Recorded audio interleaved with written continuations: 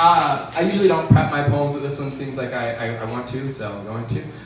Which is that I've been working a lot with schools lately as a spoken word artist, teaching other people how to write spoken word. And one of the things that I did is I worked with RIPE, Reimagine Iowa Public Education. And it forced me, along with the students I was working with, to talk about education in Iowa and what it looks like to go through an education system, what we wish would have been better, what we learned. And one of the big things that we talked about were the lessons we learned outside of curriculum. And that inspired me to write this poem. So, it is called Experiential Learning, a poem to Mr. Johnson.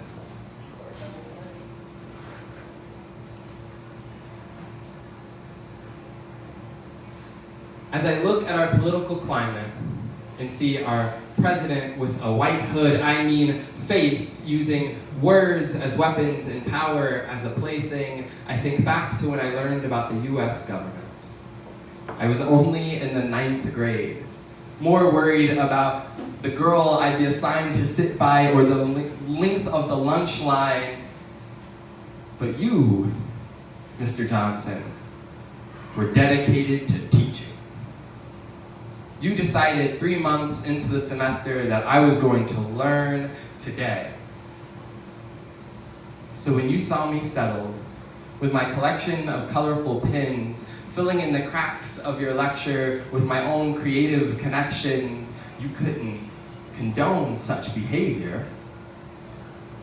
So with heavy steps and swift hands, you snatch my paper, crumple it like a candy wrapper, and throw it in the trash. Stunned, I search the faces of my peers for comfort, but find honor roll students passing notes, others eating sandwiches, some avoiding my eyes. You were trying to teach me about life, government, power.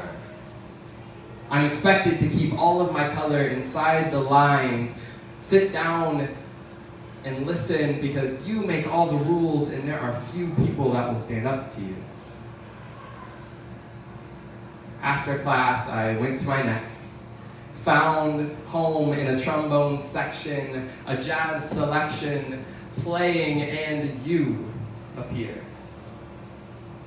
Make a treaty with my teacher. Move me to detention, teach me deportation. I mean migration, my home is not my own.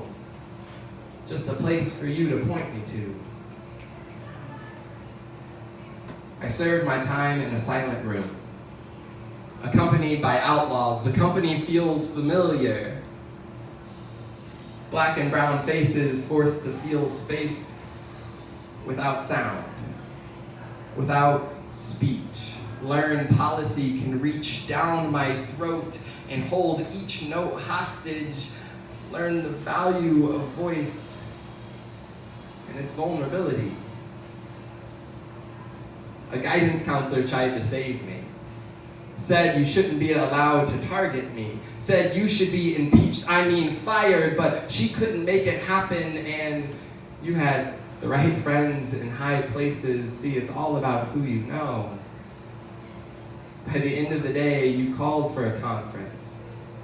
My parents and I on one side, you on the other. Your story one-sided, no surprise to my mother, but you fulfilled your role. Get control of the story before it starts, even if your points fall apart. You fabricated concern, confident I couldn't learn if I'm concentrating on coloring.